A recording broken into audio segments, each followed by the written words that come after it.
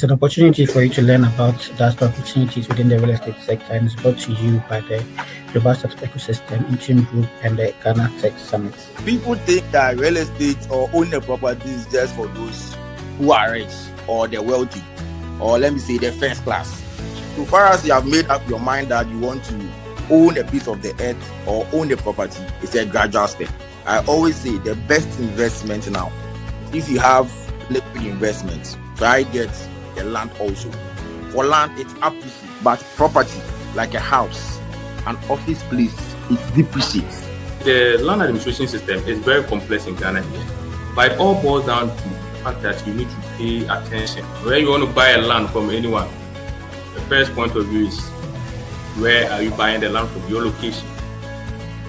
Then you now have to do your due diligence to understand who owns the land beyond the document or the site plans that have been given to you by the owner. What then do you have to go behind that person and then do your research? We just keep saying that materials are expensive, but we don't really look at exactly how is this affecting us. Let's not allow the money to lead us, but let the competence that we have, the service that we provide, speak for us. Educate yourself. Learn as much as you possibly can about real estate investment in Ghana, if that's your goal. Grow where you are planted. Real estate is about leaving a legacy for those who come after us. Financial modeling is big. It's not 1 + 1, and it's not something you sit on a spreadsheet and do. You don't have to start big. You just have to start small. You just have to start gradually. When you don't have access to the right information, fear and doubt can set in, or maybe you're listening to the stories of others who are not successful. If you're not very strong in that resolve, maybe you won't last. Before the coming force of the Real Estate Agency Act, the industry was like a city without a wall. Anyone can just come in, practice as a broker or an agent, and just go away. They have nothing to lose. We can't trace them. In order to be a professional, there are certain things that you don't have to do. If we decide, we are professional, then we still go, because the easier thing to do is not to be professional enough and do some of these things, because you'd gain more. But then in the long run, you are losing, because when the system becomes so bad, we all lose in the long run. So even though it might not necessarily affect you in the short run, it will affect you in the long run. Some of the factors that constitute pricing of properties is that one is we look at the location, the closeness to certain amenities, and then we also look at what is inside a property.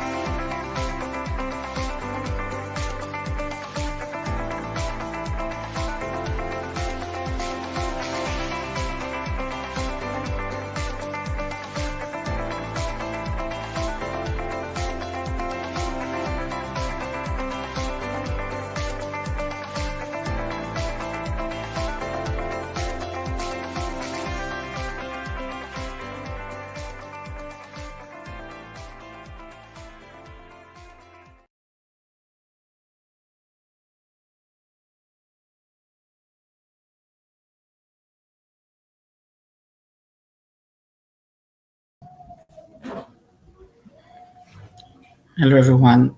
Good morning and welcome to the final session of the Real Estate Investment Workshop for the year 2025. My name is Tanotete. It's my pleasure to welcome you once again to this program.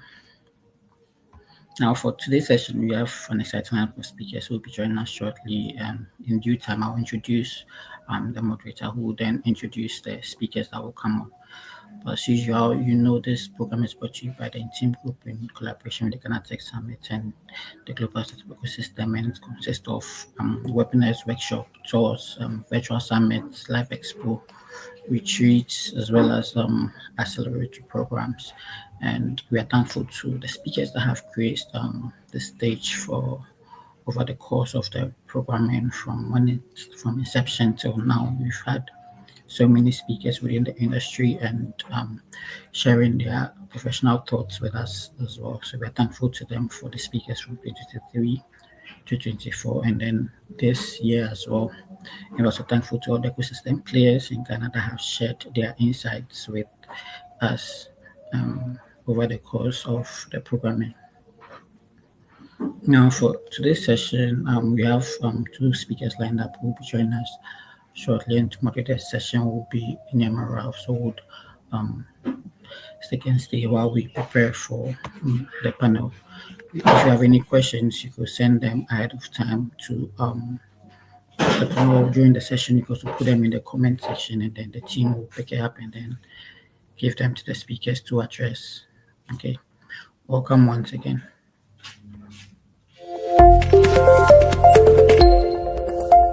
It's an opportunity for you to learn about diaspora opportunities within the real estate sector, and it's brought to you by the Global Startup Ecosystem, Team Group, and the Ghana Tech Summit.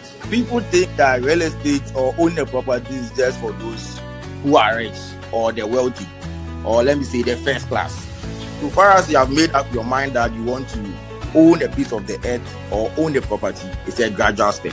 I always say the best investment now, if you have liquid investment, try get the land also. For land, it's up to you, but property, like a house, an office place, it depreciates. The land administration system is very complex in Ghana here, but it all boils down to the fact that you need to pay attention. Where you want to buy a land from anyone, the first point of view is where are you buying the land from, your location. Then you now have to do your due diligence to understand who owns the land beyond the document or the site plans that have been given to you by the owner. What then you have to go behind that person and then do your research. We just keep saying that materials are expensive, but we don't really look at exactly how is this affecting us. Let's not allow the money to lead us, but let the competence that we have, the service that we provide, speak for us. Educate yourself. Learn as much as you possibly can about real estate investment in Ghana, if that's your goal. Grow where you are planted. Real estate is about leaving a legacy for those who come after us. Financial modeling is big. It's not 1+1, and it's not something you sit on a spreadsheet and do. You don't have to start big. You just have to start small.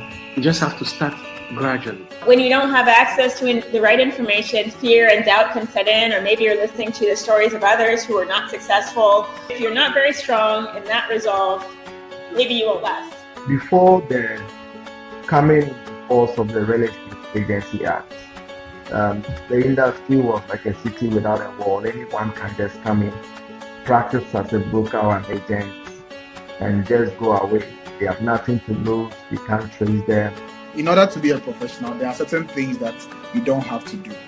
If we decide, we are professional, then we still go, because the easier thing to do is not to be professional enough and do some of these things, because you'd gain more. But then in the long run, you are losing, because when the system becomes so bad, we all lose in the long run. So even though it might not necessarily affect you in the short run, it will affect you in the long run. Some of the factors that constitute pricing of properties is that one is we look at the location, the closeness to certain amenities, and then we also look at what is inside a property.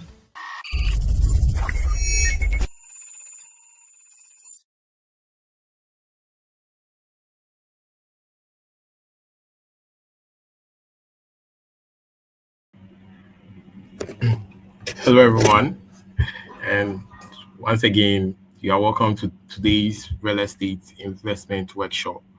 And I am your moderator for today, like you always know, and this is the last session for the year 2025. And it's a great honor to have our panelists on board, which are in person of Mr. Odwe Yemo and then Mr. Christopher Amevo. I won't say much about them, but rather I invite them to come on the stage, and once we go live, they will say they will introduce themselves, and then we can learn more about them and also learn about the real estate industry. So at this point, I just welcome them. Okay. Mr. Christopher, please, can you hear me? Yes, I can hear you. Okay. Mr. Odui. Yes, can you hear me? Yes, I can hear you. Yes, I'm here in Canada, so it's early in the morning here. Okay, thank you very much. I was traveling as well, so I'm somewhere in there. It's just 4 a.m. here. So sure. I might be breaking in and out, yeah, but everything is okay. Thank you very much. In as much as you are traveling, the inconvenience, you still make the time to join us. We really appreciate the time. No worries. All right. Not to waste my time, I'll just ask you to introduce yourself and let us know who you are. Then we pick it up from there. So, Mr. Odwe, you can please introduce yourself first. Yeah, my name is Odwe Yamo. Like you said, a chartered accountant here in Toronto. I own a firm called Reality Capital Management, where we deal with accounting, bookkeeping, taxation, training and consulting in the areas of real estate, both internationally and also locally. We understand the terrain when it comes to real estate, so we are very happy to be here today. Like I said, it's going to be a brief meeting, but we can talk more later. Thank you so much for having me. Sure. Thank you very much to you too. Mr. Christopher, please introduce yourself and tell. Okay, so nice meeting everyone. Sure. My name is Christopher Amevo, founder of Amevo Homes. I've been in this space for quite over a decade, and helping people in the diaspora to own their investment in Ghana, advising on what the market really has to offer to not only Ghanaians but people in the diaspora, and then the recent homes that are currently selling off plan in the market. And so, that is Christopher Amevo. I work with Valley Prime Developers as their head of sales and marketing as well. All right, thank you very much. I'm glad to have you two on board, coming to tell us about the real estate investments in the real estate market in Ghana. Mr. Odwe, I want to start with you. I want to find out from you what are the key when it comes to real estate investment. What are the key considerations investors should take into account when structuring financial for residential or commercial real estate project? But to start off, maybe you can tell us what real estate investment actually means to you. Well, thank you. When you talk of real estate, like any other thing, I go to so many seminars. A lot of people talk about real estate and all that. But anytime you talk about real estate simply is an investment, like any other investment. It can go up and down. A lot of the time, people talk of real estate and they talk about the fact that it's an investment that is, doesn't like they talk as if it's a vehicle that does not go down. But anything like investment can go up and down. Now, the only reason, because we're talking of real estate in Ghana, is that because of the housing deficit, and like Christopher mentioned, the fact that we're looking at the diaspora, people have traveled and they'll be coming home. There's a lot of opportunities there because, for example, I think we're in December, a lot of people will be coming down because of the housing deficit. People don't have places to stay. And so real estate can be an investment for you where it becomes sustainable. But anytime you're doing investment, like any other investment, you have to be prepared that you could also lose. Therefore, it's better for you to diversify when it comes to real estate. So when you ask me about real estate, I can tell you that it's an investment. It's a sustainable investment in a long-term investment, not a short-term. And so you have to look at that. Now, in Ghana, there is so much opportunities when it comes to real estate. I can tell you that. The reason being that the housing deficit is big, especially in areas. So if you ask the question, what are the strategies that you need to do? We would not like to bombard you with so many real estate terms. I'll just keep it simple. The main thing is location. The second idea is also location, and the third is also location. It's about location, location, location. 3. Your location determines a lot when it comes to real estate. So the first is location, because you need to ensure that the place that you're investing has the capabilities of sustaining when it comes to a long-term strategic plan of real estate. So, for example, in Ghana, areas like airports, cantonments, East Legon, and all those places are areas that if you want to invest in real estate to make money, you kind of look at. Now, because real estate is a long-term investment, it's also a strategy. If you don't have money to be in those areas, you're also supposed to look at outside of those areas, or how close the proximity is to a particular location. That's also have to be taken into consideration. But we still can tell that location is the key when it comes to real estate in terms of making sustainable gains. If it's a commercial property too, then you have to look at the location again to see whether the location that you're looking at investing in the commercial property is demarcated by the local government as a commercial zone. Because sometimes you go and invest in an area where it's residential, where you're investing in commercial real estate. So that can throw you off a little bit. But when you look at real estate, you need to look at diversity. Diversify your portfolio, invest in different sectors. And the areas that I've mentioned are very lucrative area, but it's very expensive. So you don't have to wait. You can be in the market. So you can even go to places outside of Accra, like Pram, Tema, Community 25 areas and all those places. But in terms of real estate, when I talk of location, one of the areas that I see that in Ghana we don't take advantage of is the fact that anytime you have a real estate that is close to the water, it's supposed to be a real estate that, we in the diaspora will look at it as an expensive real estate that would generate more revenue. So those are the things that I would like to throw in there. I don't want to bombard you guys with so many real estate terms, but it's about location, diversification, and also the fact that you have to research to make sure that you are in the proximity or in the locality where it's demarcated for commercial, if you are going into commercial property. Thank you. Thank you very much. That was a lot. That was a lot. Thank you very much, Mr. Odoi. Mr. Christopher, I also want to find out from you. Ghana real estate market has seen rapid changes over the last decade. From your experience, what factors are currently driving the growth, and how should investors identify which opportunities are sustainable?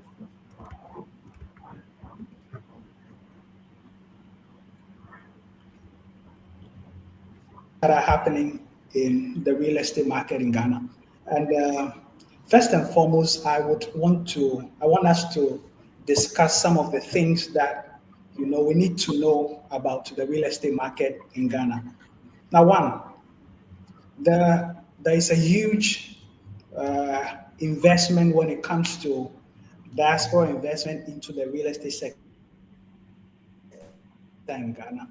And last year in 2024, about $6.6 billion came into Ghana as a result of remittances into the country. And what actually happened is that most of these monies went directly into funding of real estate in Ghana. And so the real estate market is a very build sustainable investment. And I think your things that is actually in Ghana is one, the middle class Ghana has. Ghana has a very large middle class. There are a lot of people who are entering into the middle class. And once people are entering into the middle class, they will need a place to rent, they will need homes to buy. And so, because of the large middle class, people are buying homes in Ghana.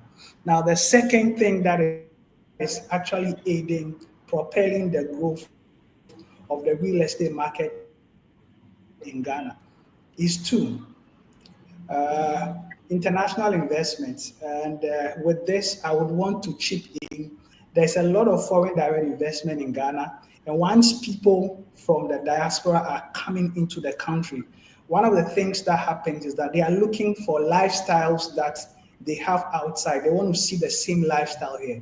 They want to live in places where, they have the same amenities, they have the same infrastructure, they have the same schools they used to attend. And so, because of these foreign direct investments, there are a lot of things that are happening. Developers are adjusting to the lifestyle of people who are coming from the diaspora, and they are developing. Now, thirdly, urbanization is one of the things that is also driving real estate development. There are a lot of people who are moving from other centers into the city, and once they come into the city, they would need a place to rent, they will need a place to stay. And because they will need a place to rent, they will need a place to stay, developers are doing their best to make sure that they have the properties available for these people. And just to chip in, there's a lot also actually helping the developers to actually develop. For instance, if you're in Ghana and you're a developer and you start developing, for the first 5 years, your income, you don't pay income tax. So what it does is that it actually encourages people to actually develop. In 2019, the past government started an initiative called the Year of Return. The Year of Return actually was a startup for, even though there's been Panafest, a lot of activities from the diaspora, engaging the diaspora has happened. But the Year of Return has become one of the tools that actually helped, people who wants to develop. There is a new trend since 2019 of people from the diaspora trooping into the country. And once people from the diaspora have interest in real estate in the country, what it means is that developers must strategically position themselves to take care of this market. And so it is another side of the market. If we want to talk, we will say a lot of things, but these are some of the few things that are happening. Finally, before I go, right, when we talk about the rental market in Ghana, it's one of the areas that is propelling people investing in real estate in Ghana. If you are investing in rental properties in Ghana, you can earn between say 8 to 11% on rental yield. When you are doing key areas like the cantonment, the Laboni, the airport, just as Mr. Odo is talking about these prime areas, data shows that you can do between 16 to 22%, depending on the location, the amenities, and the things you have there. When we talk about our neighbors in Nigeria, Nigeria has 5%. When we talk about Morocco is doing between 6.5% and 7%. And so when you look at it from our market in Africa, you realize that Ghana has positioned itself as a major player in the industry with a higher return on investment when it comes to. Finally, before I go, Mr. Christopher, if you can hear me, I can hear you. Yes. Can we hold on there? I want to go to Mr. Odwe and I'll come back to you. Okay. Okay. All right. Thank you very much for your submission. Still on it. Mr. Ode, I at least want to find out from you. In your last submission, you mentioned about some of you spoke about location, and also one of the ways by which in the diaspora where people give more focus on real estate investment is those locations that are closer to the lakeside. If I'm right. Yes, correct. Yes. Yes. Yes. Okay. With that, I want to find out from you, how can investors effectively balance debt and then equity in real estate financing to maximize returns while minimizing the risks involved? Yeah. So, I said before, real estate, since it's an investment, once you're investing money into real estate, you of course have to look at the location. If it's rental that you're getting into, you need to look at what they call the vacancy rate in that particular area to ensure that the vacancy rate is not that bad, which means that once you invest your money there, the return on investment will be very high in yield.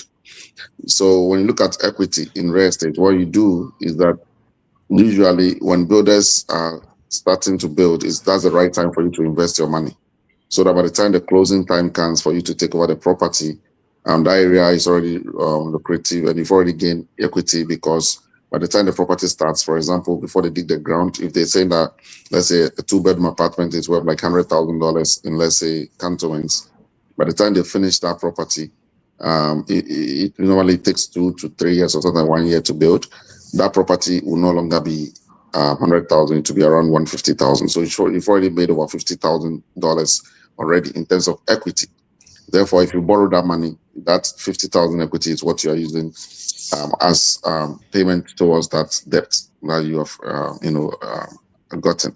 And then because the area, you've done your research and the location is good, you would be able to, be due to the vacancy rate and some of the things that my colleague mentioned, like the year of the return, like the fact that nowadays it's not even the year of the return alone.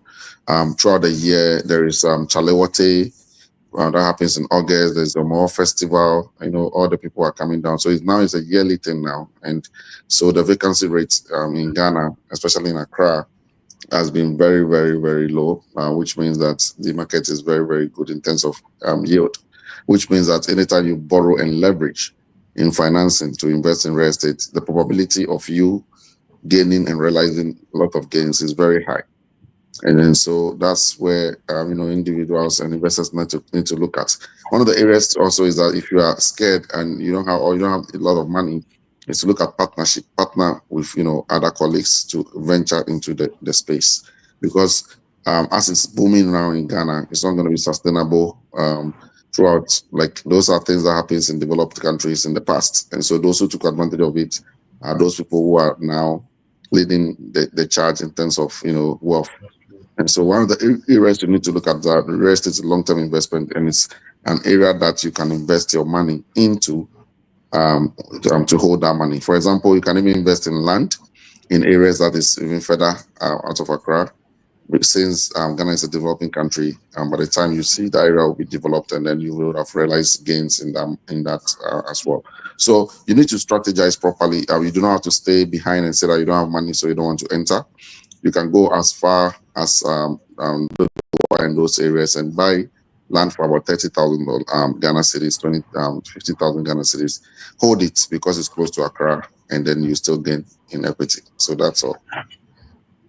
Sure. Thank you very much, Mr. Ode. Mr. Christopher, can you hear me? I think there was a break in your line. Can you hear me? Yes, I can hear you. Yes. Okay. I'm coming back to you. I can hear you. Yes, great. I'm coming back to you from where you stopped. I want to find out from you. Many Ghanaians in the diaspora are interested in investing back home. What are the unique opportunities and challenges they face compared to local investors, and how can they navigate them effectively?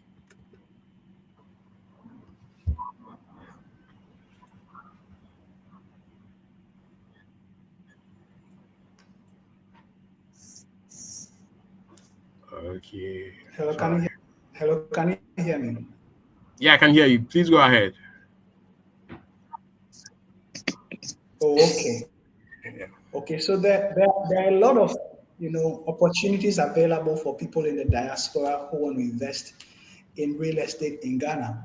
And one of the foremost investment opportunity that is available on the market for everybody in the diaspora to actually launch into is the equity discussion you had. There are a lot of off-plan investment properties that are available on the market. Developers are developing in Cantonment, they are developing in Labone, they are developing in, people are developing around the Bri area. And so this is an opportunity for you to invest in real estate in Ghana.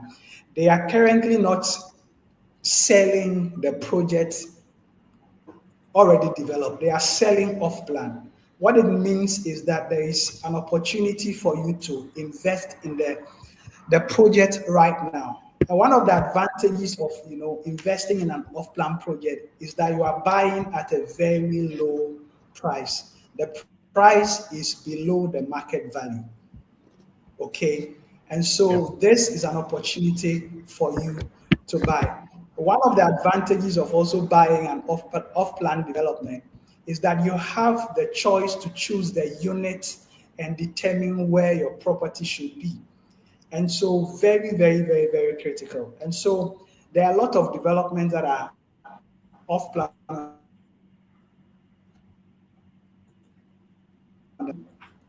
long-term properties. So network. There are properties on the market. Can you hear me? Yeah, Mr. Chris, I can hear you. We're having a slight challenge because of the break in your network.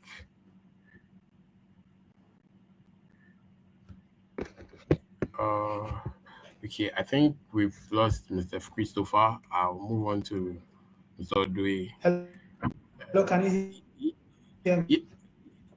Yes, we can hear you speaking, but it's a bit challenging to connect the words because of the breaks in your network. I wish you could reposition yourself so we can hear you clearly. Okay. Yeah. So whilst you do that, can you hear me? Yes, I can hear you.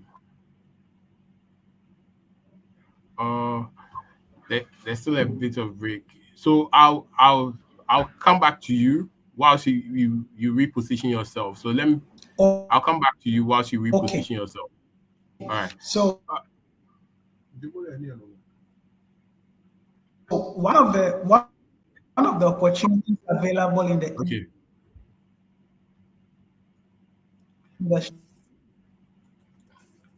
Okay. Okay, I think we've lost Mr. Christopher a bit. He'll join. Okay, whilst he joins later, we'll move on to Mr. Odwe. Mr. Odwe, I want to find out from you. You just made us understand some of the ways by which investors can effectively balance debt and equity in real estate financing to maximize return while minimizing the risks. With your experience, I want to find out from you what unique financial challenges do real estate developers and investors face here in Ghana, and what strategies can be employed to overcome them? Okay, in terms of real estate, one of the areas that we face in Ghana is because of the land tenure system, right? So in certain areas, the reason why people focus on those properties that we're talking about in terms of cantonments, Laboni and airport, that those are giant real estate investors or developers who have bought the lands and they have the proper documentation. In that sense, they are even huge businesses that, local people cannot take into, challenging them when it comes to legal issues. Now, the legal framework in terms of the land tenure system has been an issue where you buy land and then there's litigation on the land. And so that has been the challenge. That's why nowadays you see a lot of people buying properties from developers because we believe that those developers have done their due diligence and therefore the lands are genuinely acquired. Otherwise, in Ghana, because the land does not belong to the government, it belongs to local people. In terms of families and things like that, there's always litigation in the land tenure system. And so one of the things you need to do when you buy land is to do a lot of research to ensure that what you're buying is the right ownership of the land and you're purchasing from the right owners. Even if it's on a developer, you need to still do title search, land searches to make sure that you're getting the right documentation once you've closed. And even one caution to people or investors is that once you even buy from a developer, make sure that you close the deal properly with the deal transferred into your name. Otherwise, there are instances where the developer themselves owe money, and therefore you've purchased a property, you're living the property. If you haven't closed it with the Lands Commission, you might be owing because the developer owes other debtors. Other investors that he needs to pay. And so if you don't take time, you have bought a property, but you're not really owning the property. So those are the things that you have to look at the legal framework to ensure that you are okay and properly documented as an investor. So those are the challenges. But like every other investment, there's always challenges. And so those are the things that you have to try and mitigate. Okay. All right. Thank you very much. But how do you approach the risk assessment and capital? How do you assess the risks and how do you approach the risk assessment and capital allocation in real estate, especially when evaluating multiple projects or large scale investment? Yeah, so the way you do that is, first of all, you need to look at the framework. You first look at the fact that who is behind that real estate. Is it research about the developer to ensure that this developer is a well-known developer? They've done projects in the past. That's the first assessment you do. And how did their projects go? Are they developers that normally takes the project from beginning to finish, or they just leave it on the way and then try to start another project? That's the first way you assess to ensure that it's an opportunity that will last and something that you gain and you will not lose your investment. If you don't do that, then you might be at risk. The second thing is that if you're investing in an area where you're looking at going to rent that property, like I said, it has to be in a location where it's busy and you know that you realize the money. If you don't look at that, you might also lose it. So that's also another way of assessing that risk.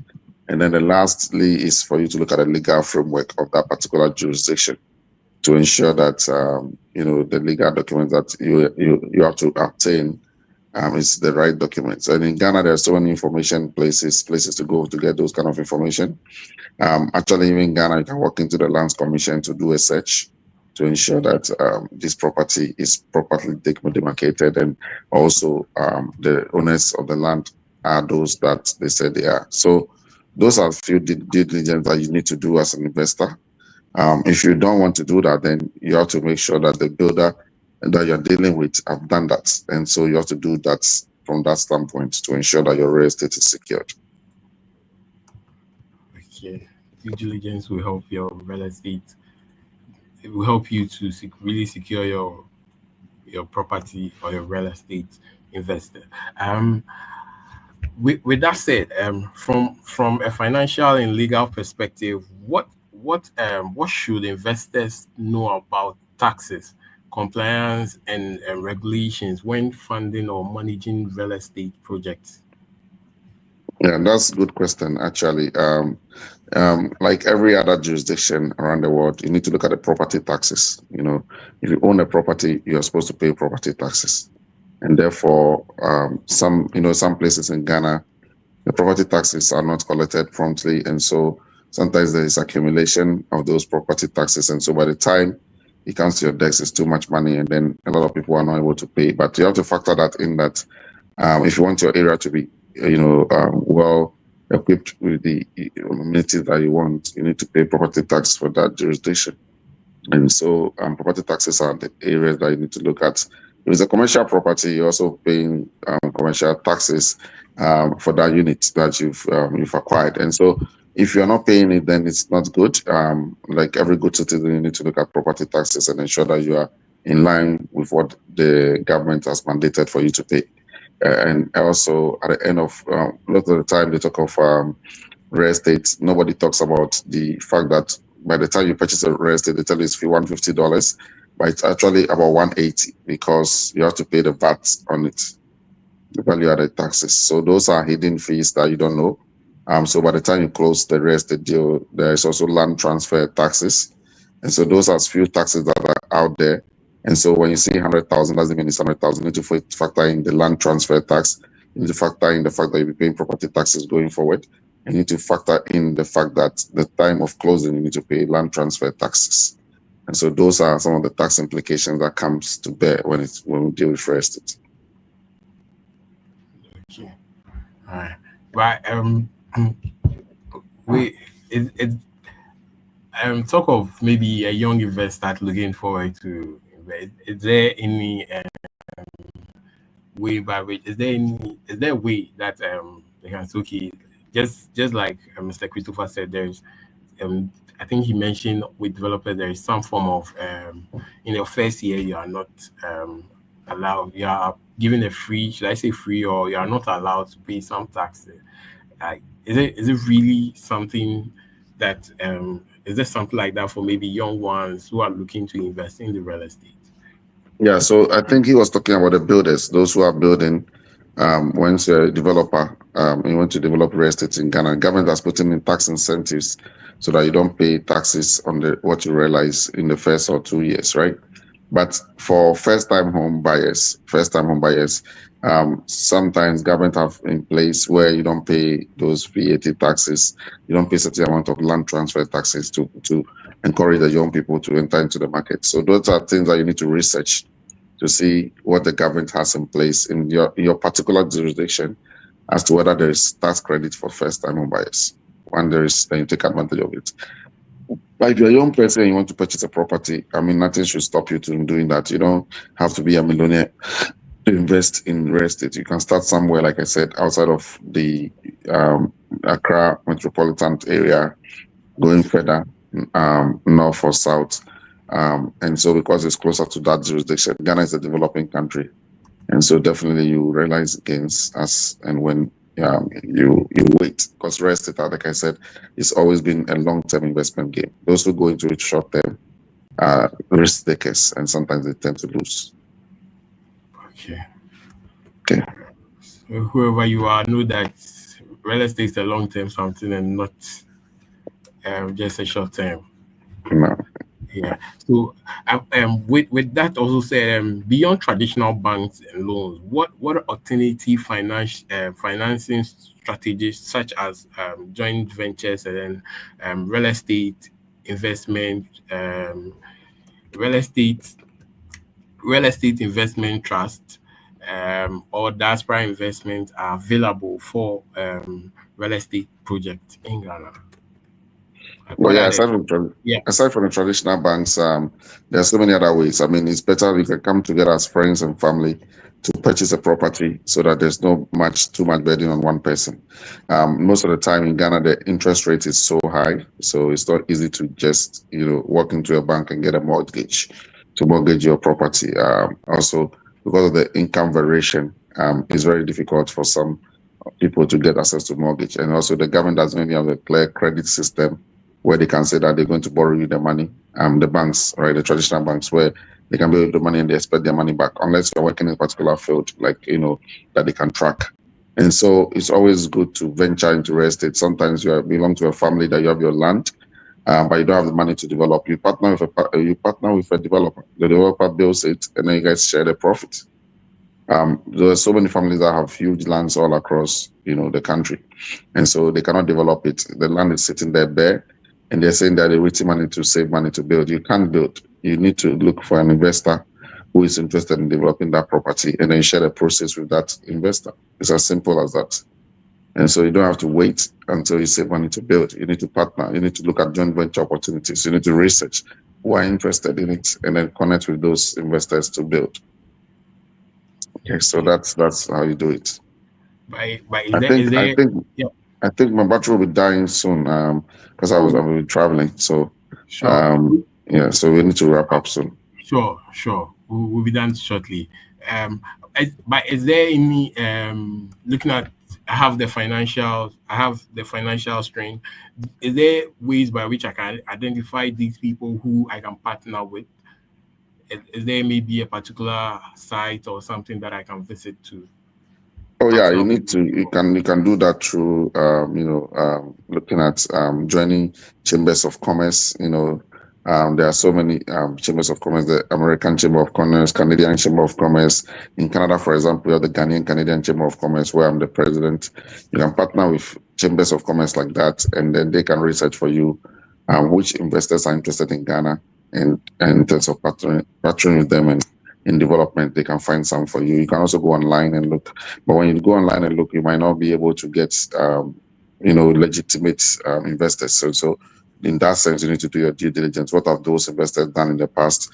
What are their track record for you to ensure that they are good people before you work with them? Okay. All right. Thank you very much. Yeah. Last but one question, I want to find out from you. What key financial principle or best practice would you advise young investors and emerging professionals to adopt when entering the real estate market in Ghana? Yeah, so if you want to enter into real estate in Ghana, one of the things to do is, like I said, you have to research. Make sure that you're dealing with the right agent, you're dealing with the right builder, you're dealing with the right people. Otherwise, you might find out that you might lose your money.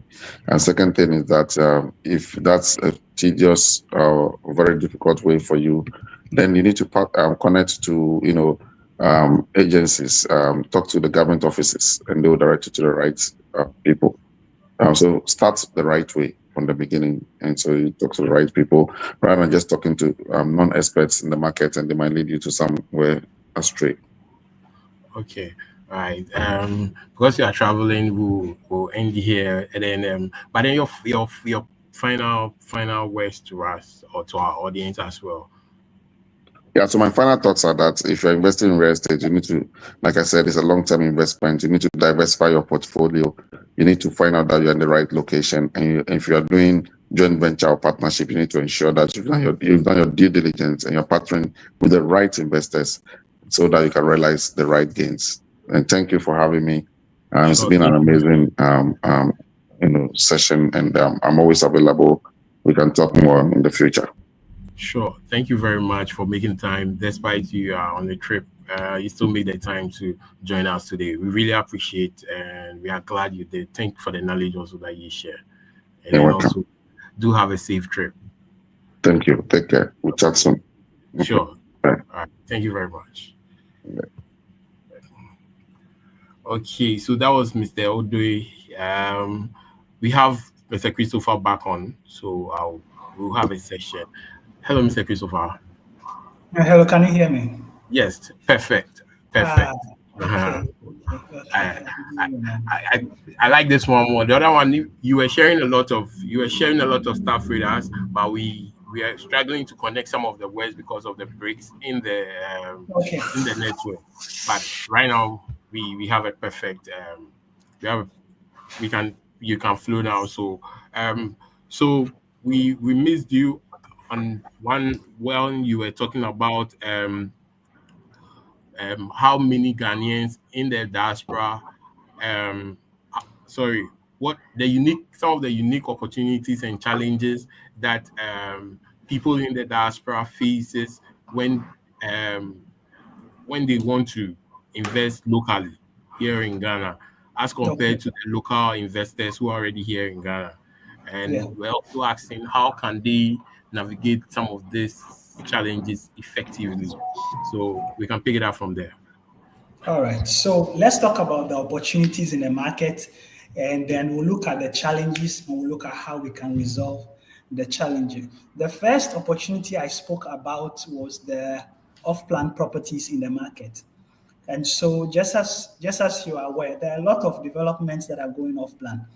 And so from the top developers who are developing in Cantonment, Laboni, East Legon, to those who are developing in Oyarifa, Uibi, like myself, We are developing something around the Malijo area for people in the low to mid-income market. These are projects that are selling off-plan. And so you can take advantage of that. One of the things I discussed with you is that buying off-plan is very, very, very strategic because you are buying below the market value. You are buying below the market value. So if a property, for instance, in Cantonment, an already built, say 1 unit, will be selling, say like $200,000. If you are buying it off plan, you'll be buying it around $150,000 to $170,000. Okay, and because there is price appreciation, and the project to be developed within a period of time, let's say between 1 year and 2 years, before the project finally completes, you would have a price appreciation. And that appreciation margin is a very huge margin that can offset some of the things you are doing elsewhere. And so it's very, very important to invest in off-plan projects that are on the market. I also spoke about long-term rental properties. There are properties, there are studio to 3-bedroom apartments, townhomes, gated communities that are available on the market that you can buy. And once you buy, because you are coming from the diaspora people will trust you more to do good work when it comes to, giving them what will give them comfort, peace, hope, and tranquility. And so you can put that on the market, and then you can have long-term rental properties and then have a goal towards that. People are doing a lot of Airbnbs right now. We are in December, and from October, November, December, you don't want to know how people are booking, renting properties in Ghana, especially in the prime areas. And so this is a very good area to also look at. But when you are doing rental properties in Ghana, you have to be careful to do the properties in locations that will give you return on your investment.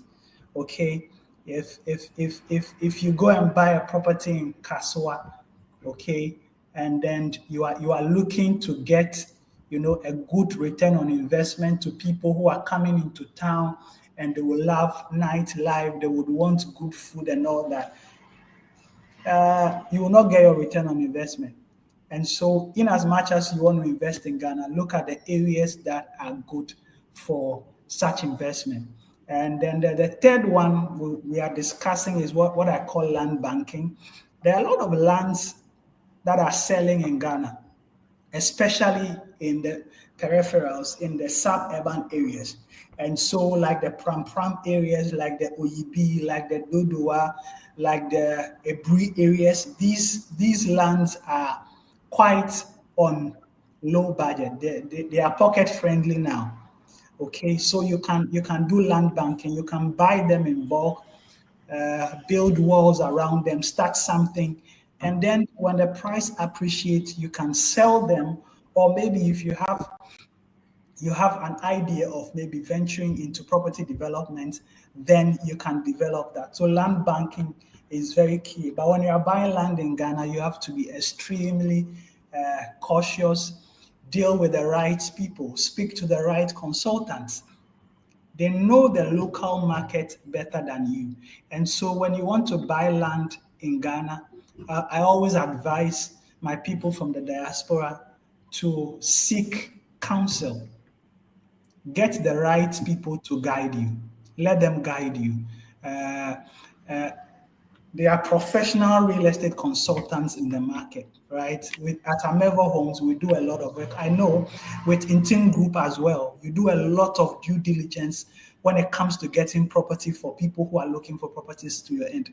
And so this is a right avenue that people who are looking for properties to buy and to rent would have to, speak to the right people. They would have to speak to the right people in the market. And so, yeah, that is one. And two, student housing. Okay, at the beginning of every academic year in Ghana, there are always challenges with students trying to find places they would have to lodge in. And sometimes it's a challenge. And so when you want to invest, you can partner with these university institutions. They have lands already available, so you can go on joint venture basis, and then you develop this student housing. It will help you. Mixed-use commercial development. See, Ghana is becoming one of the top hotspots for retail and commercial activities in the sub-region. And so if you want to invest, you should also be considering investing in mixed-use commercial development. Uh, on the stretch going to from Tema going to Dawenya, there's a place called Dawa, right? There's an industrial enclave there called the Dawa Industrial Zone. You want to invest in industries, these are some of the areas you have to get to. And then finally, affordable development, affordable housing. Affordable housing. Ghana has 1.8 million housing deficit, and we have over 1.3 million vacant homes. What it means is that the people who are supplying homes for the market in Ghana are not actually producing or developing homes that are budget friendly for the larger group of people in Ghana who are looking for homes to buy. So if you want to invest in Ghana's real estate market, one of the things you want to consider is venturing into affordable homes. That is not a problem. That is a cash cow. It's a money-making machine waiting for people who are savvy in investing to actually launch into the deep and make money. And that is where we're coming. You know, we've developed a product in the Malijo Enclave. We are doing 2-bedroom, 3-bedroom, and 4 bedrooms that are selling off plan. And so if you want to partner and invest in, affordable housing, kindly get in touch and we'll be good to go. Of course, people from the diaspora, when they are coming home, right, a lot of them are coming home as returnees. They are retiring and they are coming back home.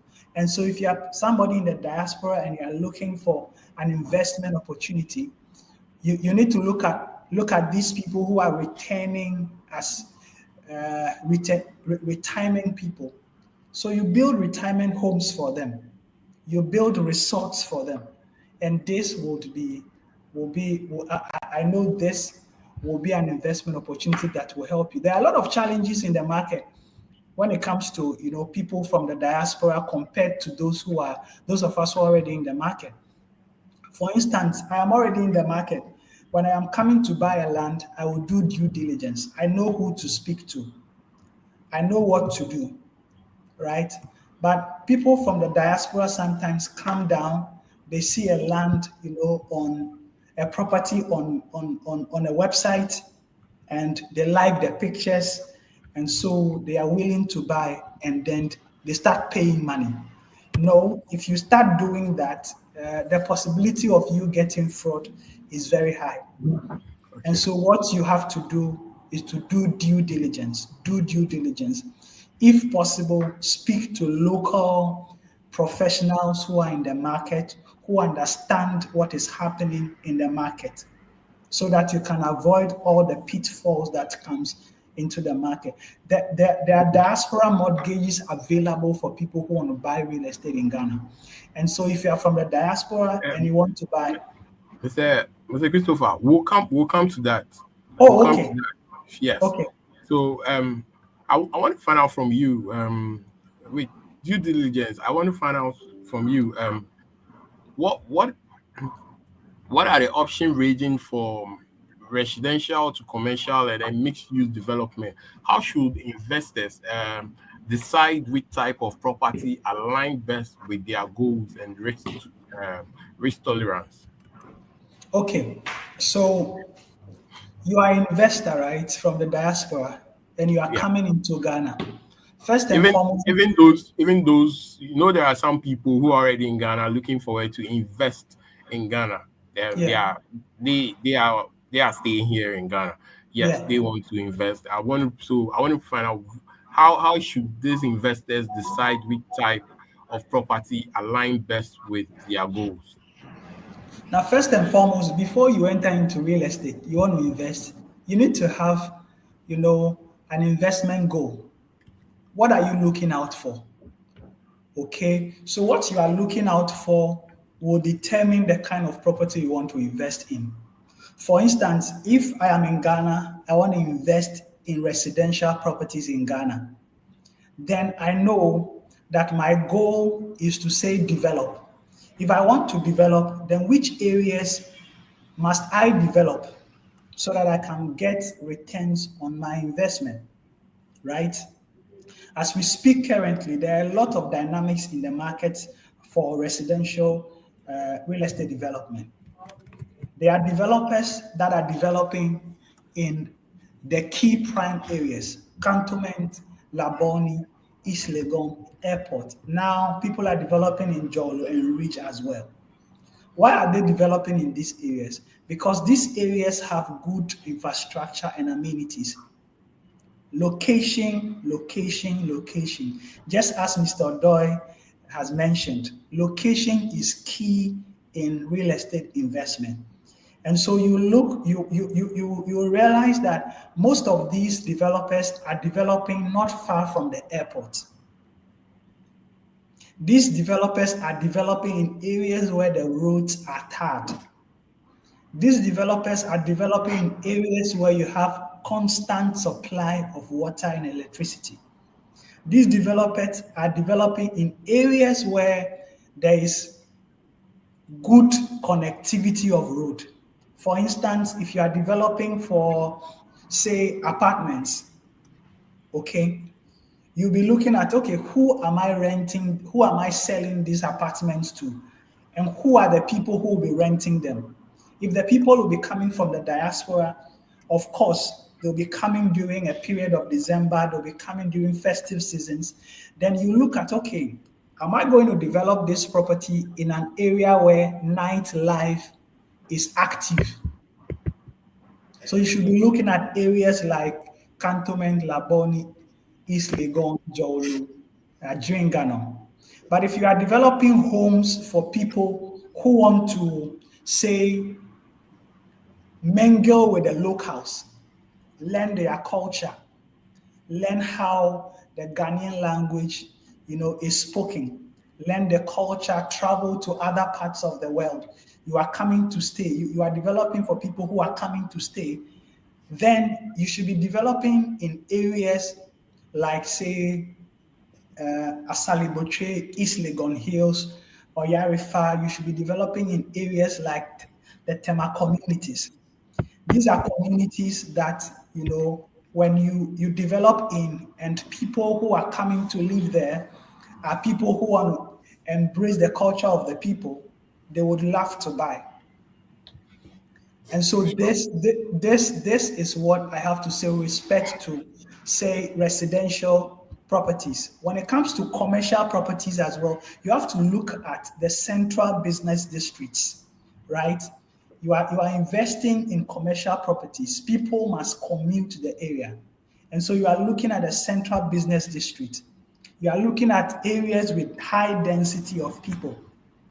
You are looking at typical Accra. You are looking at areas like the La Paz area. There are a lot of people there. You are looking at Medina. There are a lot of people in that area. People commute there daily. So you are looking at such areas.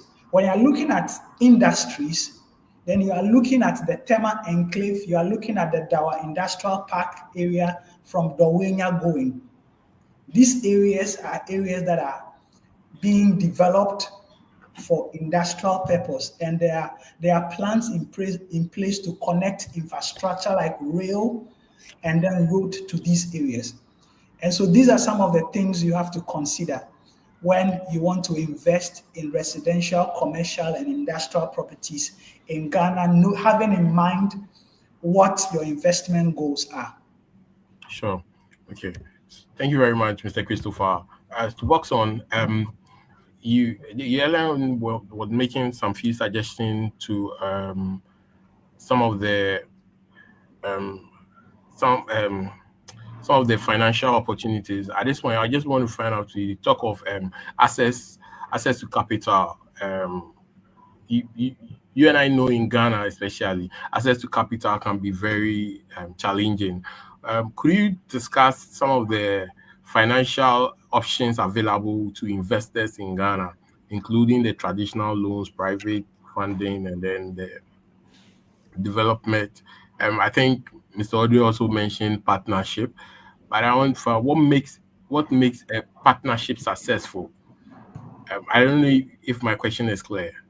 Yeah, so you are asking me to talk about the financial, models that are available for people who want to invest in real Exactly. estate in Ghana, and then the final part of it. Can you clarify that for me? Yeah, the final part is what we know. Partnership developers, developer partnership.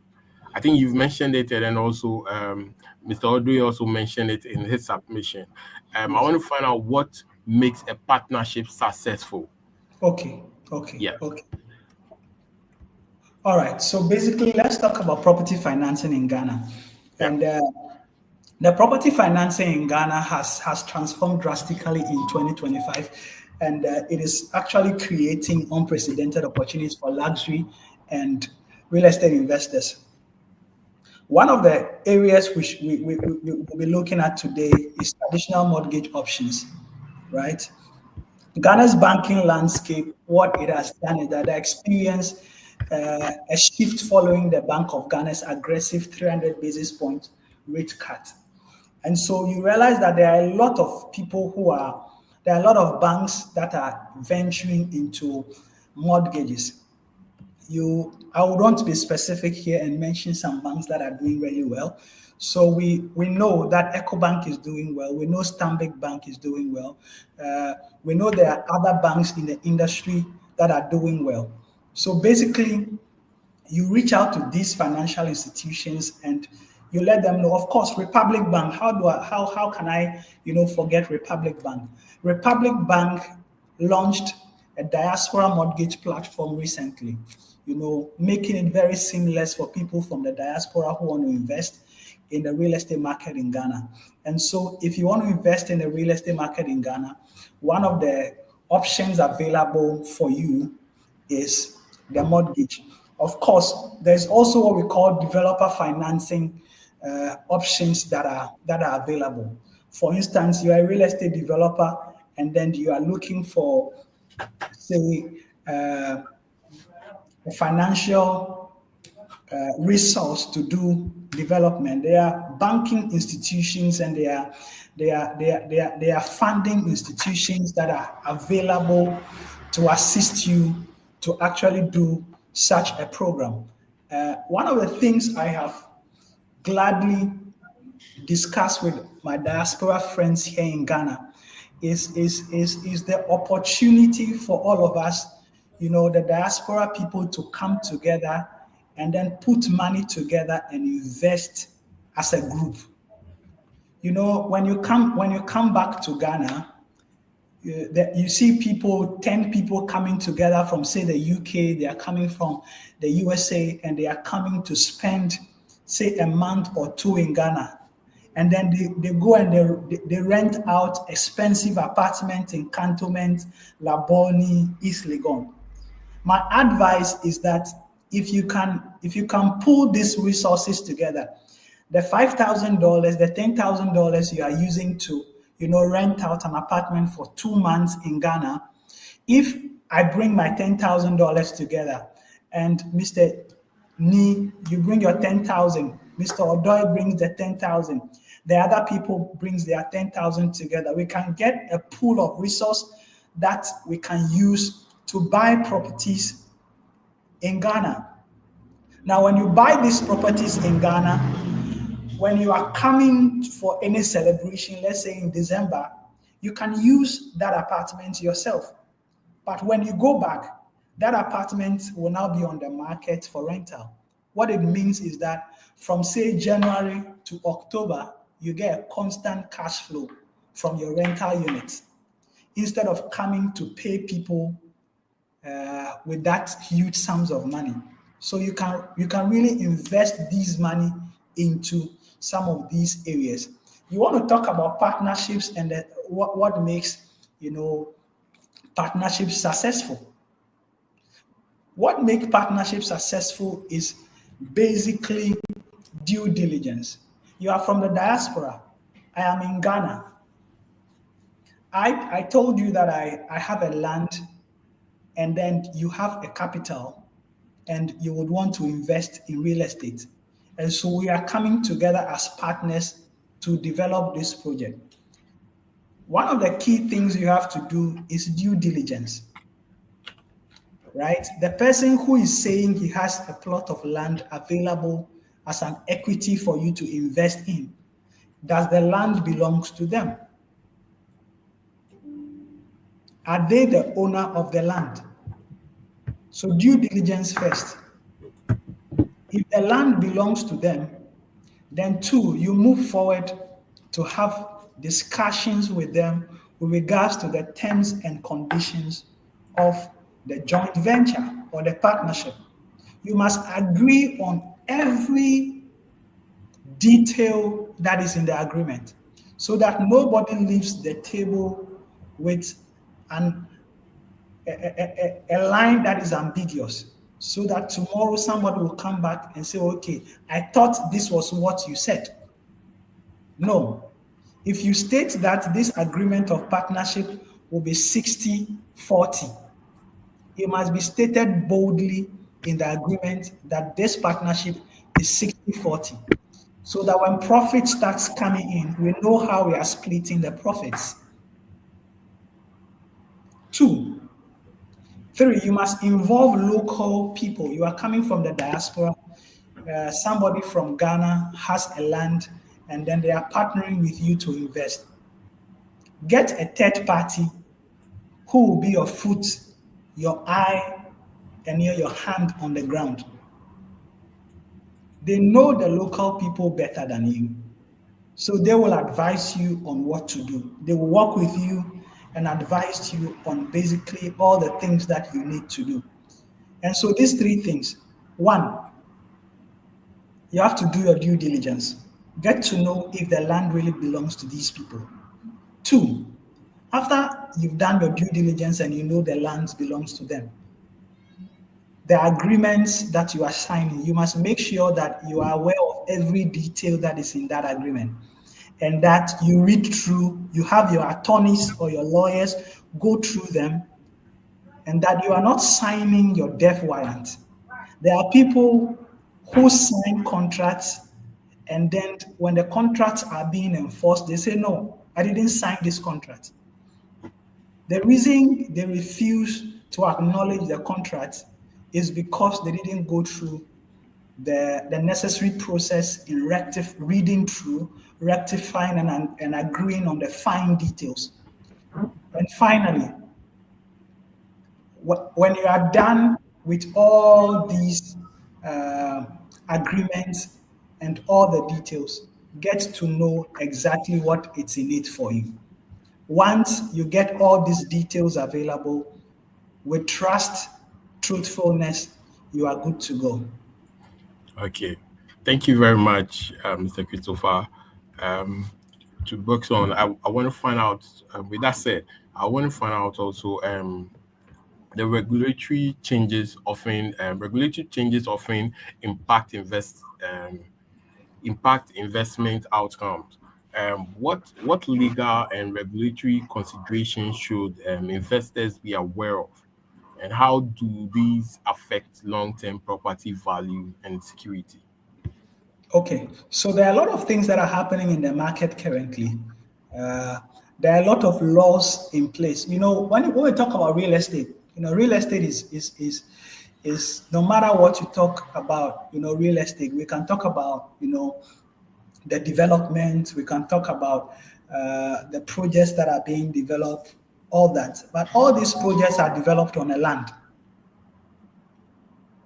And so it's very key when we are discussing some of these to talk about the land. So land is key. I just want you to repeat the question again so that I continue from where I am building my point. So what legal and regulatory considerations should investors be aware of, and how Yes. do these affect long-term property value and Yes. security? Yes. So I was speaking about land, and so there are a lot of regulations, guiding land in Ghana. Okay, the Lands Act 2020 is one of the regulations in this country that helps to regulate land administration in Ghana. If you are somebody who wants to invest in Ghana, you need to know what pertains to ownership of land in Ghana. You need to understand the kind of land tenure systems we have. You need to know the kind of interest we have in land in Ghana. And so the land administration process and then the Lands Act that has been passed is a very good framework that will help us in Ghana. In that, when an investor is coming to Ghana and they want to invest in Ghana, they know that there is a law that is backing land administration in Ghana, and that nobody will do anything with your land and go scot-free. For instance, according to the law, that we know there are land guard issues in Ghana. You buy a land and somebody can, just wake up and say, okay, this land belongs to me. And they have the appetite for, paying people to come and, supervise this land for them. You are going to develop the land and people are harassing you. According to law, anybody who is found doing this, if they are caught, they can spend between 5 to 15 years in jail. And so you know that in Ghana, if I buy my land and somebody want to forcefully take the land from me and they go and hire, these land guards to come and do their dirty work, and I report them and they are caught, they will be sentenced, prosecuted, and they can spend 5 to 10, 15 years in prison. Let's come to, the space where a lot of players are in Ghana. The agents, the realtors, and the real estate professionals. Recently, the Real Estate Agency Council has been launched. And the purpose for launching the Real Estate Agency Council is to streamline the market. There has been a lot of things going on in the market that are not regularized. And so what they are doing is that they are regularizing the system so that when I call from that, I see a listing on, say, the websites in Canada, in US, in the UK, and I want to buy, I know that this listing is a genuine listing. They are currently giving licenses to reputable real estate agents and organizations so that even before you deal with an individual in Ghana, they must provide some of these, these documents to prove that they are genuinely licensed in Ghana. They have registered their business.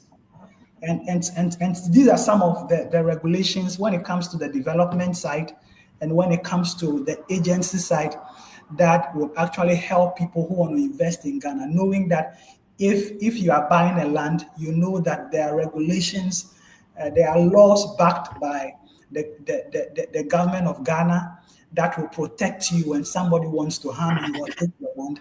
And when you want to rent or you want to buy a home, there's an agency that is actually regularizing the system so that you will buy from the right people.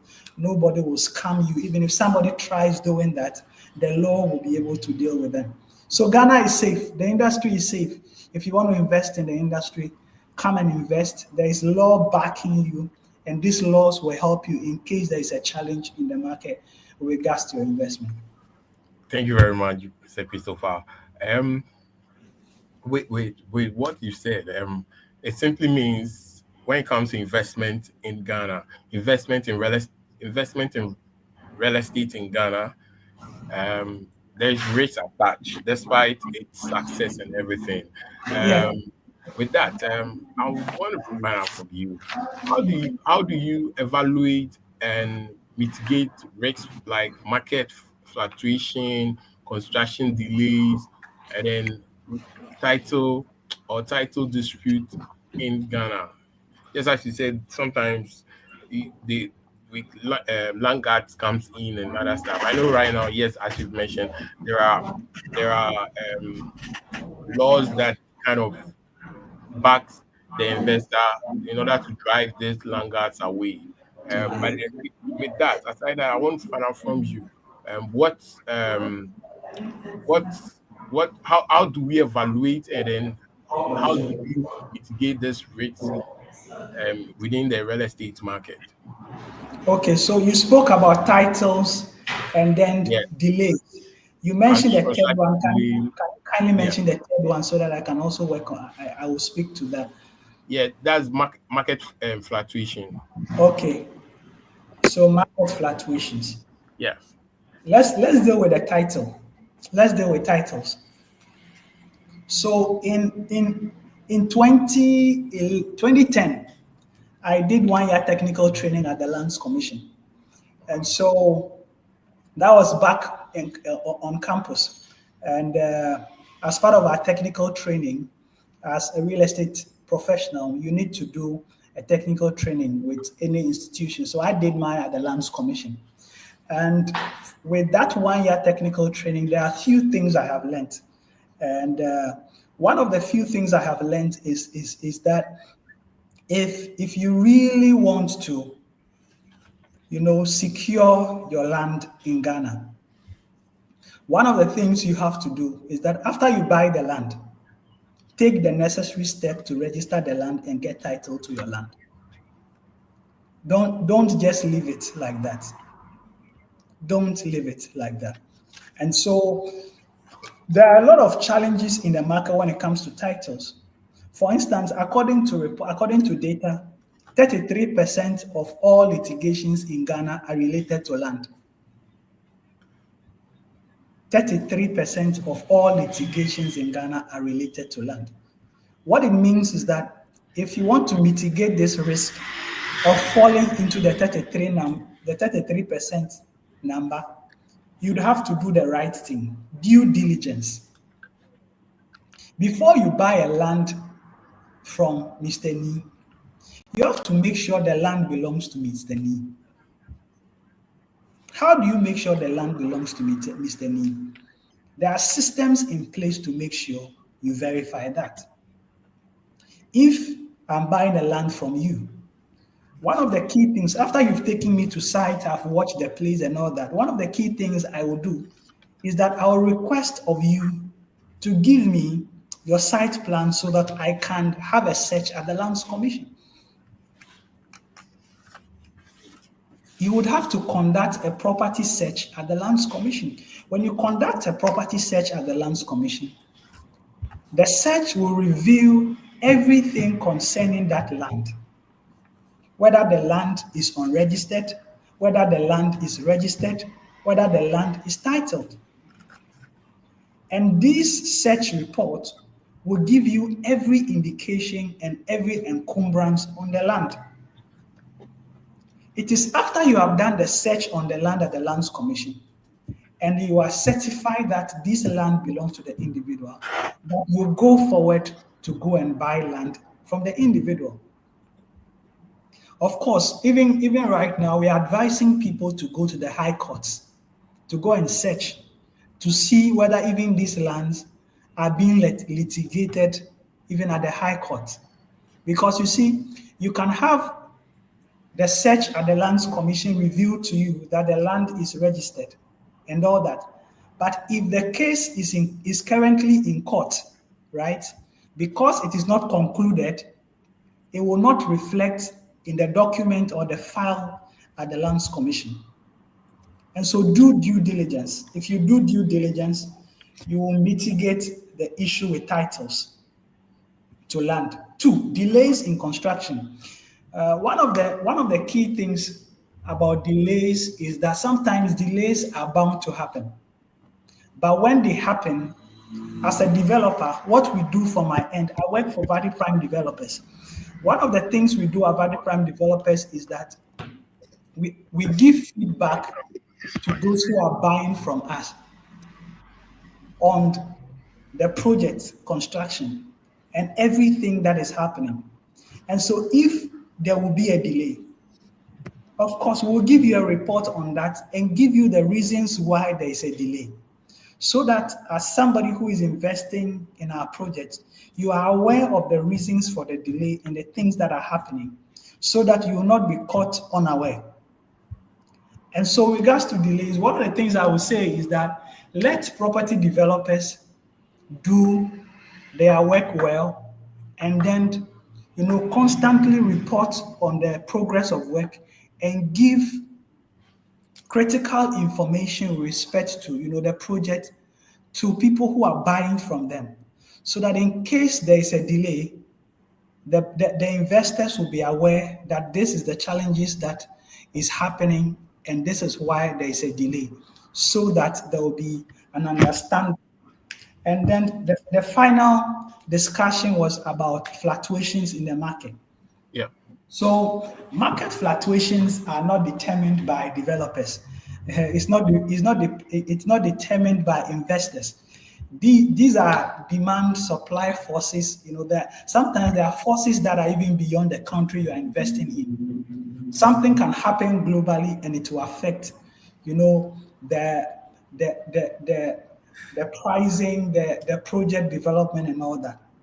And so one of the things that I will always say is that if you are investing in an economy, you should understand the market of that economy.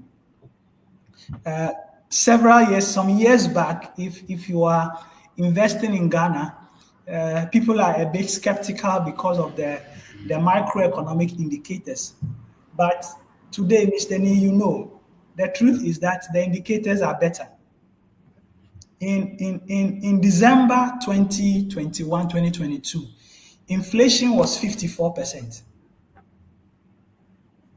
Today, inflation is around a little over 6%. And that is a huge, that's a good news. When it comes to, say, the exchange rate, at a point in time, the exchange rate was around, say, 16%. And developers, and then investors were very skeptical about the exchange rate. Today, the exchange rate is a little above 11%. What it means is that the market indicators are good and they are pointing to the right direction. So at this point, if you want to invest in Ghana, this is the right time to invest in Ghana, because the market condition is good, the microeconomics is doing well, and we don't expect that these conditions will be bad. We expect that these conditions will do better. And so even though there might be some fluctuations up and down, it wouldn't go that very deep that will hurt your investment.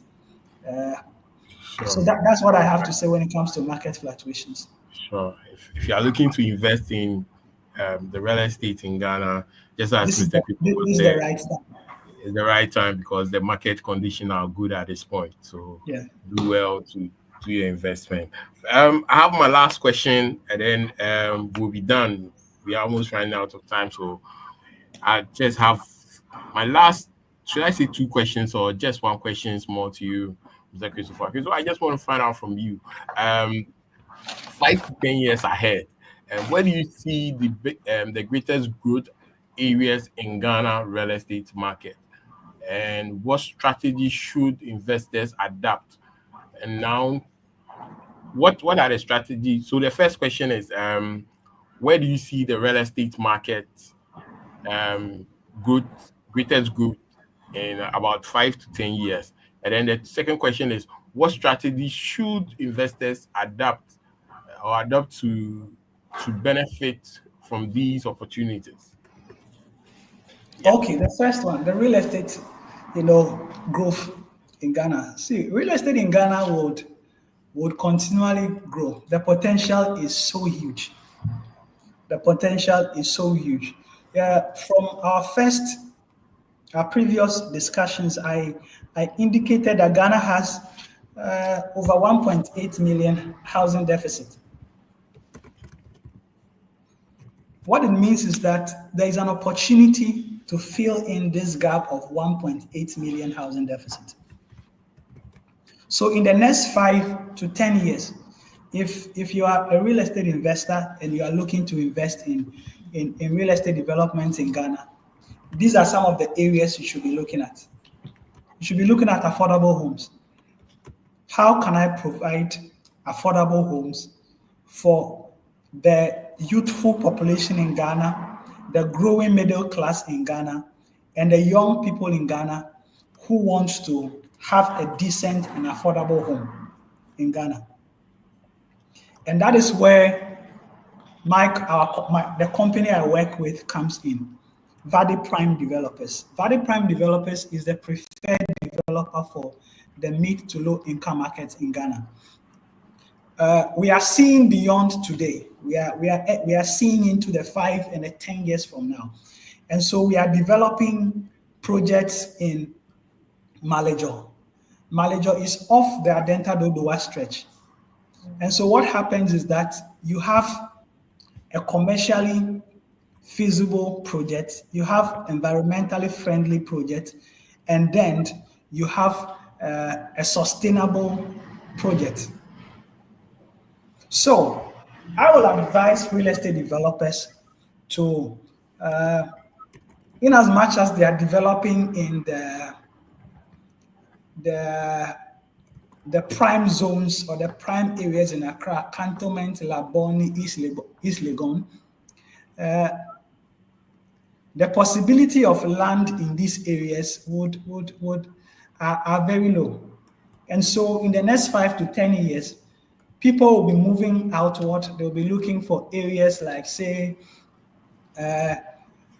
Chado is now very developed. Several years ago, when you are selling a property in Chado to people, they don't want to buy. But today, Chado is a hot cake. And so the Oyarifa, the Pram Pram, the Oyibi, the Dodowa, Malejo, Amrahia, East Legon Hills, Katamanso, these areas are areas that are coming up. They are developing speedily. The Ebri area, these areas are coming up very fast. If you are a savvy investor, this is the time to get into this place and then buy the lands before the people get in there. In real estate, we usually say, know where people are going, buy the land before they get there, so that when they come, you become the landlord, you sell to them and you get your money.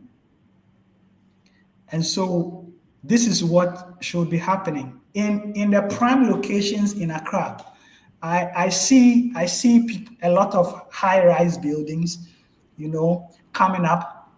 The skyline changing as it has been changing. The skyline in Accra has been changing for the past 10 years, and I see the skyline changing. A lot of skyscrapers, a lot of high-rise buildings are coming up. People will be buying old homes. People will be buying detached homes, breaking them down and building 18 stories, 16 stories, 12 stories, just so that they can maximize the potential of the land. There are strategies that must be taken in place in doing this.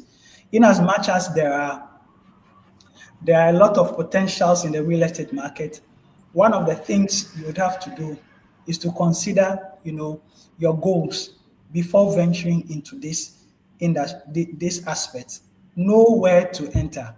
Okay, if you are for the luxury market, you know that the Cantonment, the Laboni, the East Legon, the Jolu, and then the rich areas are areas that can give you a lot of return on your investment. So as a developer in this space, this is the areas you have to look at.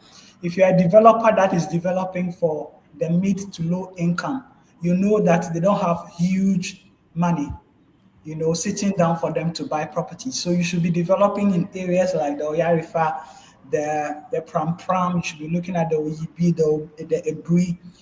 In this area, you should be looking at Malejo, where I'm currently developing 2 bedrooms, 3 bedrooms, and 4 bedrooms. And then once you get into these areas, you'll be good to go. You will know that in 10 years to come, these areas will become part of the city. In 10 years to come. I am sure the Oyarifa, the Pram Pram, the Malijo, the Oyibi, the Dodoa, and all of these areas will become part of the city. And so savvy and smart investors are buying lands in these areas. They are currently securing the land so that at the right time, they can start development and then they can sell to the teeming middle class, young people, people who are moving from the diaspora coming to Ghana. Okay. All right. Thank you very much, Mr. Christopher. We really appreciate your time and everything.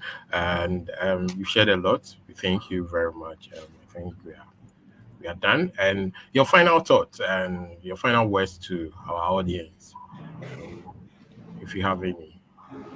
Okay.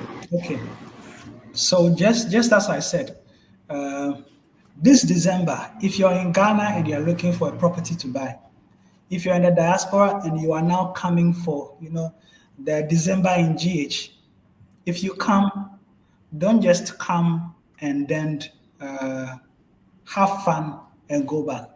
We want to grow with you in Ghana. We want you to invest in Ghana. We want you to buy properties in Ghana. And so if you are coming to Ghana and you would love to have a tour of the properties that are available on the market, our team have a plan in place to take you around to make sure that you see the properties that are available on the market. And so we are having property tour for people who are coming from the diaspora who want to invest in Ghana. And so I will speak to you backstage. Let's look at what we can do so that all the people who are listening to us from the diaspora who are looking to buy real estate in Ghana, when they come to Ghana, they can reach out to us. We'll take them around and then we show them what Ghana truly has when it comes to real estate investment so that together we will make their investment seamless and very convenient. Thank you so much for having me. And your platform has always been a great platform. Sure. Before you go, I want to find out from you, how can we, if there's anybody, it's a video that we keep online, to somebody watch, what are the ways by which someone can reach out to you? Which platform can they reach out to you? So, obviously the number is, if I put out my number, that people can reach me out. Go ahead. Yeah, so my number is 0545 0545 84 74 79. Okay. Yeah, 0545 84 74 79. And you can as well follow us Amevo Homes on Instagram. And then when you go to, I'm very active on LinkedIn, Christopher Amevo. I have, about 12,000 followers that I do a lot of work there. So Christopher Amevo on LinkedIn, you can have a look at most of the works we are doing. And if you're in Accra on the 15th and from the 15th to the 17th, together with some of my sisters, we are organizing a program called the Ghana Property and Lifestyle Expo. And so you can pass through. We are bringing together all the developers in Accra under one umbrella. Sure. Yeah. Okay. Yeah. All right. Thank you very much, Mr. Christopher. It was great. It was great having you, and thank you for making the time to be here to share your knowledge with us. We really appreciate it. Thank you so much. Sure. Okay. All right. Thank you very much to everyone. And today is the last edition for the 2025 real estate investment workshop. And I want to take the opportunity to say a very big thank you to each and every one. 2025, we started off January, February, March, April, May, June, July, August, September, October, November, and December. We even had the Real Estate Futures Summit where we brought back all our speakers that have been through each workshop for this year, and you also what went on. They came back, delivered, and impacted more knowledge. And we want to say a very big thank you to them as well. And to all the speakers who have been part of this workshop, I say thank you to you all. We really appreciate your time, effort, and everything that you did to make it a success. God bless you all. And we say thank you once again for making real estate investment workshop a success for 2025. I assure you of we coming back in 2026 and making it more bigger. If you're out there looking forward to invest in the real estate, looking forward to learn more and learn more about the real estate industry in Ghana, this is the right place, and we promise to deliver the best every time. Until then, you're also free to join our real estate group. Just scan the barcode to lead you to the community that we are building on WhatsApp. You join, and then there are other developers, there are other real estate agents, individuals are there sharing their knowledge and also opportunities within the real estate industry. So do well to join the community, and you are free to also share your knowledge on that platform. Until then, thank you very much, and I'm not going to see you again until 2026. So happy Christmas, happy New Year. Enjoy. Do have a great time. It was great having you all, and your moderator, Niyama Raphael. Thank you very much.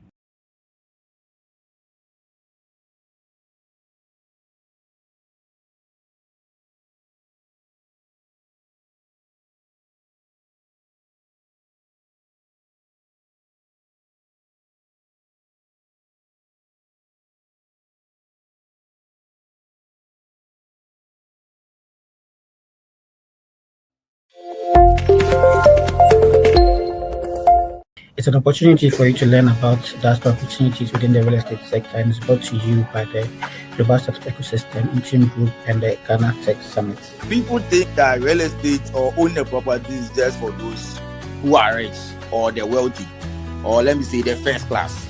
So far as you have made up your mind that you want to own a piece of the earth or own a property, it's a gradual step. I always say the best investment now, if you have liquid investment, try get the land also. For land, it's appreciates, but property, like a house, an office place, it depreciates. The land administration system is very complex in Ghana here, but it all boils down to the fact that you need to pay attention. When you want to buy a land from anyone, the first point of view is where are you buying the land from, your location. Then you now have to do your due diligence to understand who owns the land beyond the document or the site plan that has been given to you by the owner. What then you have to go behind that person and then do your research. We just keep saying that materials are expensive, but we don't really look at exactly how is this affecting us. Let's not allow the money to lead us, but let the competence that we have, the service that we provide, speak for us. Educate yourself. Learn as much as you possibly can about real estate investment in Ghana, if that's your goal. Grow where you are planted. Real estate is about leaving a legacy for those who come after us. Financial modeling is big. It's not 1 + 1, and it's not something you sit on a spreadsheet and do. You don't have to start big. You just have to start small. You just have to start gradually. When you don't have access to the right information, fear and doubt can set in, or maybe you're listening to the stories of others who are not successful. If you're not very strong in that resolve, maybe you won't last. Before the coming force of the Real Estate Agency Act, the industry was like a city without a wall. Anyone can just come in, practice as a broker or an agent, and just go away. They have nothing to lose. You can't trace them. In order to be a professional, there are certain things that you don't have to do. If we decide, we are professional, then we still go, because the easier thing to do is not to be professional enough and do some of these things, because you gain more. But then in the long run, you are losing, because when the system becomes so bad, we all lose in the long run. So even though it might not necessarily affect you in the short run, it will affect you in the long run. Some of the factors that constitute pricing of properties is that one is we look at the location, the closeness to certain amenities, and then we also look at what is inside a property.